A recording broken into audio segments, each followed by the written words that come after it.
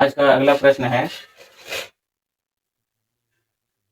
है ए का वेतन बी के वेतन का 25% है, बी के वेतन सी के वेतन का 40% है। यदि तीनों के मासिक वेतन का योग 12,000 रुपया हो तो ए का मासिक वेतन क्या होगा? इसमें हम लिखते हैं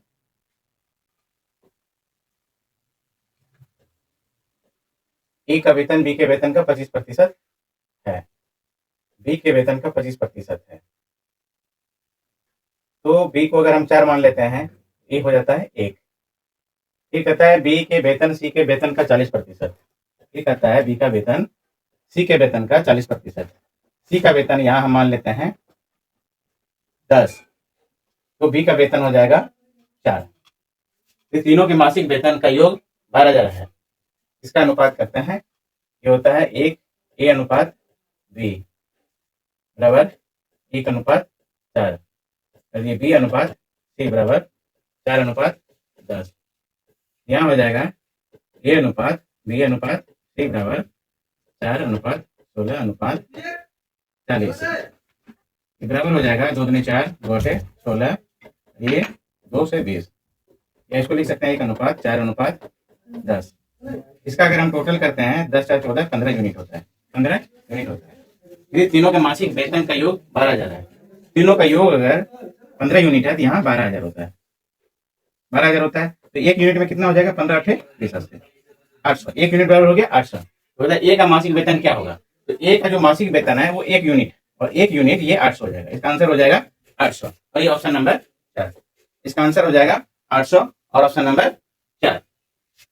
अगला प्रश्न, ए के वेतन का 30% बी के वेतन के 3/5 के 20% के बराबर है। यदि बी का वेतन 2400 रुपया हो तो ए का वेतन क्या होगा? ए के वेतन का 30%, मतलब ए का 30% का मतलब होता है 3/10।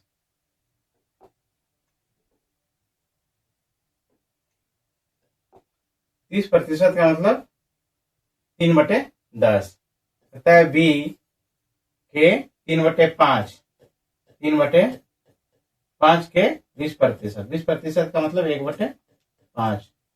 तो ये 5 से 10 कैंसिल हो जाएगा 2 बार में, ये हो जाएगा ए बटे बी बराबर, ये 3 कैंसिल हो जाएगा, ये हो जाएगा 2/5। तो यहाँ पे है बी का वेतन 2400 रुपया है। बी अगर 5 इकाई है, 5 यूनिट है, तो ये है मान इसका 2400। तो 1 यूनिट जब होगा कितना हो जाएगा?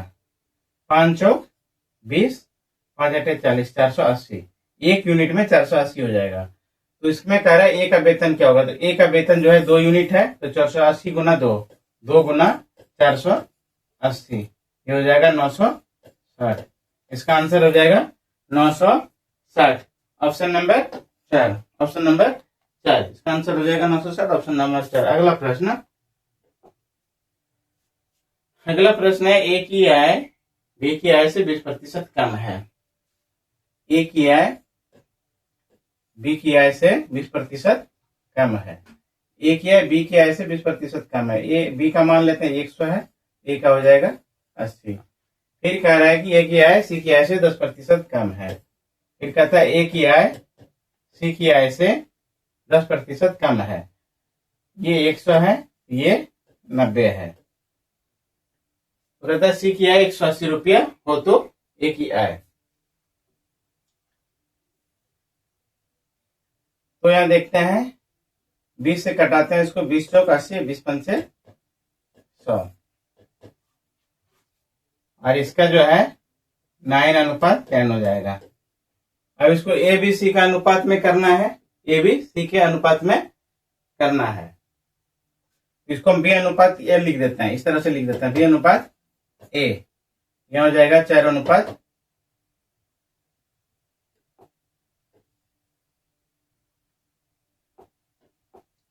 बी अनुपात ए बराबर 4:5, और यहाँ ए अनुपात सी, तो ए अनुपात सी बराबर लिखते हैं 9:10। इसको जब हम करते हैं तो ये हो जाएगा बी अनुपात ए अनुपात सी बराबर हो जाएगा 9 चौक 36, 9 पचे 45 अनुपात 50।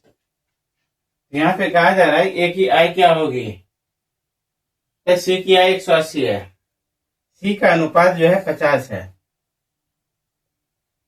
बी ए सी कह रहा है कि यदि सी की आय 180 रुपया हो, सी की आय 180 रुपया हो, सी का अनुपात 50 है। सॉरी यहाँ पे बी अनुपात ये लिखे हैं, बी अनुपात ये लिखे हैं, तो यहाँ पे होगा 5:4, यहाँ पे हो जाएगा 5:4।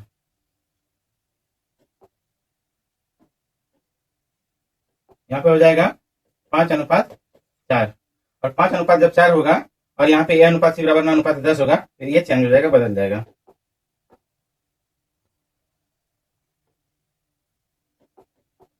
ये हो जाएगा 9 पचे 45 अनुपात 9 चौक 36 अनुपात 40।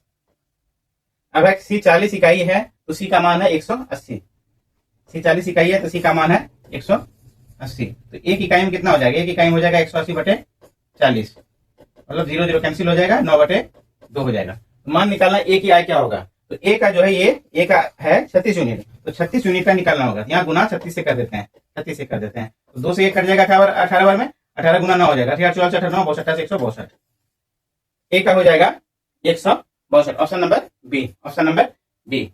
अगला प्रश्न, ये अगला प्रश्न है, ए की आय बी की आय से 20% कम है, ए की आय बी की आय से 20% कम है, बी जो है 100 है, ये हो जाएगा 20% कम, 80 हो जाएगा ये। फिर कह रहा है बी की आय सी की आय से 10% कम है, बी की आय सी की आय से 10% कम है, ये हो जाएगा इस तरह से 90, बी हो जाएगा 90, सी हो जाएगा इतना 20 100 80 20 5 100, और यहाँ 0 0 कैंसिल हो जाएगा, 9:10, और ये हो जाएगा 4:5, तो ए अनुपात बी बराबर 4:5, और यहाँ बी अनुपात सी बराबर 9:10, यहाँ हो जाएगा ए अनुपात बी अनुपात सी बराबर 9 चौक 36, 9 पचे 45 और 10 पचे 50। ए का 36 यूनिट है, 36 इकाई है, बी 45 इकाई और सी 50 है, तो सी की आय, सी की आय, सी की आय 180 रुपया हो, सी है 50 यूनिट, तो कहता है 180 रुपया है, 180 रुपया है, तो एक यूनिट में कितना हो जाएगा, 180/50, तो निकालना है ए का आय, तो ए का आय 36 यूनिट है, इसलिए 36 यूनिट में कितना हो जाएगा, 36 यूनिट में हो जाएगा 180/50 गुना 36, 0 0 कैंसिल हो जाएगा, बराबर हो जाएगा 18 गुना 36, 18 छक 78 से 108, 8 10 18 के 54 54 10 64/5, 5 से इसको करेंगे तो 5 1 5 1 5 2 10 45 5 6 30 129.6, 129.6, इसका आंसर आ जाएगा ऑप्शन नंबर 3, इसका आंसर आ जाएगा ऑप्शन नंबर 3। अगला प्रश्न, अगला प्रश्न है, ए की आय बी की आय से 20% कम है तथा बी की आय सी की आय से 10% कम है, यदि सी की आय इतना रुपया हो तो ए की आय क्या होगी। ये जस्ट पिछले सवाल की तरह है, इसका आंसर आप लोग कमेंट बॉक्स में कमेंट करके बताएं।